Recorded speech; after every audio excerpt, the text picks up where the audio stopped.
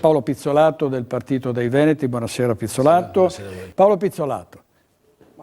Sinceramente si ride per non piangere, giustamente come stava dicendo il signore,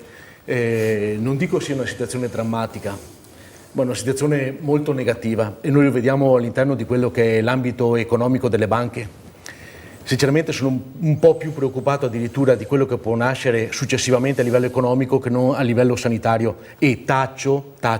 di fronte ai cittadini che ci stanno ascoltando un po' di polemica che vorrei fare nell'ambito sanitario di Lombardia e Veneto proprio per cercare di fare in maniera questa sera di non scendere in polemiche, perché secondo me alcuni errori sono stati fatti anche pesantemente, anche questo potrebbe servirci da lezione per poter un giorno salvaguardare questi errori che sono stati fatti, per cui tacerò questa cosa. Le dico sinceramente la verità, abbiamo visto in questi giorni anche in banca perdere il 15-16% le borse, sicuramente ci sarà qualche sciacallo che sul coronavirus ci sta già guadagnando, perché è una cosa assolutamente inaccettabile che questo Paese sia stato messo completamente in quarantena e che a livello economico uno di quelli che rispetta e dà garanzie a livello europeo di quello che è soprattutto il settore alimentare, io che provengo dall'amministrazione di Veneto e Cultura posso permettermi di dire queste cose, venga denigrato dagli altri paesi, dove non spero che a loro capiti di peggio, per carità di Dio, però sarà un momento di confronto molto pesante che anche a livello europeo, e invito Darei a fare questo, possa permettere di dare qualche schiaffo sul muso agli altri che ci trattano veramente male.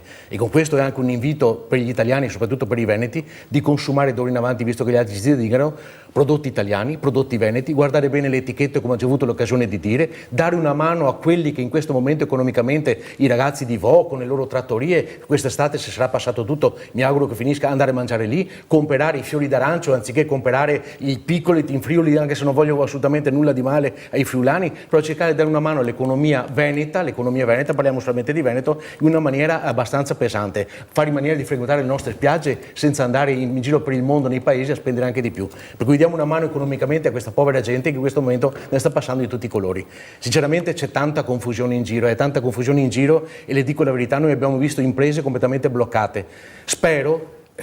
lo dico abbastanza pesantemente in questo momento, che non succeda così come capita certe volte in Italia, che qualcuno non attui quello che ho sentito anche oggi parlare a livello di sportello. C'è stato qualche imprenditore che ha detto che se per caso qualche operaio, qualche suo dipendente dovesse essere sottoposto a controllo e si vede che è positivo al coronavirus, venga citato e denunciato per non aver lasciato detto in azienda chi aveva frequentato, non sapendo neanche questo che aveva frequentato, e chiedere i danni per la chiusura dell'azienda, per cui sarebbe un'apocalisse a livello nazionale e a livello veneto. Questa sarebbe proprio una vera e propria cazzata.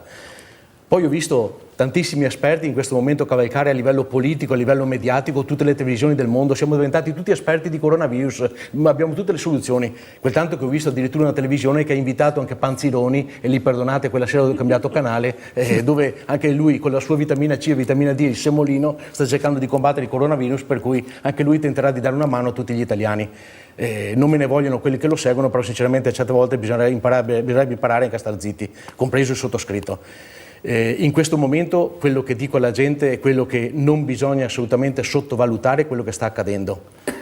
Bisogna dare una mano alle strutture pubbliche e non sempre alle strutture private, come sta accadendo e come stava accadendo in Lombardia e anche nel Veneto, e dove bisogna cercare di fare in maniera che i nostri ragazzi, i medici, non scappino all'estero, e poi per una cosa del genere per la quale non eravamo assolutamente preparati stiamo cercando di fare in maniera di assumere immediatamente i neolaureati o quelli all'ultimo dell'anno, perché ci troviamo di fronte a situazioni imbarazzanti che non sapevamo come gestire. Paolo Pizzolato.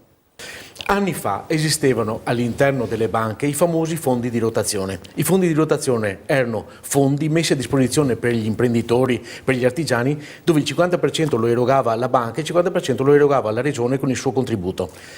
La parte del 50% della regione era a tasso zero. Questi fondi di rotazione si sono persi completamente le tracce e non sono stati più messi in atto. Non è che sia così semplice da parte delle banche attuare quello che è stato richiesto, perché dipendiamo sempre, costantemente, continuamente da quella che è questa benedetta Europa. Se noi schiacciamo un pulsante, la macchina ci dice di no, perché come diceva giustamente Marcato c'è il rating eccetera eccetera, e no. Noi non riusciamo più a scavalcare quello che era stato detto, per cui l'aiuto agli imprenditori ci vuole a livello di banche la moratoria per i prestiti, ci vuole la possibilità di poter dilazionare le rate del mutuo, ci vuole il blocco totale a livello nazionale almeno per un anno del pagamento di tutte le imposte, dove lo Stato dica: sappiamo che quest'anno non riusciamo più a fare musina come tutti gli altri anni per fare grandi infrastrutture o cose di questo genere, e lo dedichiamo a aumentare quello che è il settore sanitario e le problematiche di rimborso a tutta questa gente che è stata toccata. Così come è successo anche per il tornado che è passato alla Riviera del Brenta, c'è ancora gente in questo momento dopo anni che sta attendendo ancora i fondi, per cui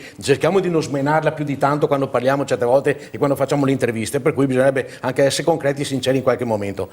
Sinceramente cerco di essere un po' positivo, perché venendo qui, attraversando la provincia di Venezia e poi la provincia di Treviso, io ho visto 3 grossi ristoranti che conosco personalmente dove questa sera non c'era un posto che fosse vuoto per poter parcheggiare per andare dentro a mangiare. Per cui il virus in questo momento, secondo me, cerco di essere ottimista, anche se purtroppo punzecchio sempre, è già sconfitto, ha già perso il virus nei nostri confronti. Cosa bisogna fare? Bisogna cercare di fare in maniera di non incorrere più in errori sanitari come sono stati fatti, bisogna fare in maniera di cercare di alleviare un po' il morale della gente, non costringendoli a cose che non possono fare per tanti giorni, però bisogna anche cercare di capire, che questa gente cerchi di capire anche qual è il problema. O cerchiamo di dare una mano all'economia riaprendo tutto quanto, o cerchiamo di dare una mano a livello sanitario chiudendo tutto quanto. Lì c'è sempre una via di mezzo dove non mi permetto di fare il virologo, parlo solamente a livello di esperto un po' economico, però lì ci sarà qualcuno più bravo di me, più in grado di me, che potrà dire qual è la cosa migliore. Se però ci dicono che per adesso bisogna stare chiusi e bisogna chiudere qualcosa, e in Italia stiamo facendo leggermente meglio di tanti altri paesi, vuol dire che dobbiamo stare chiusi in casa.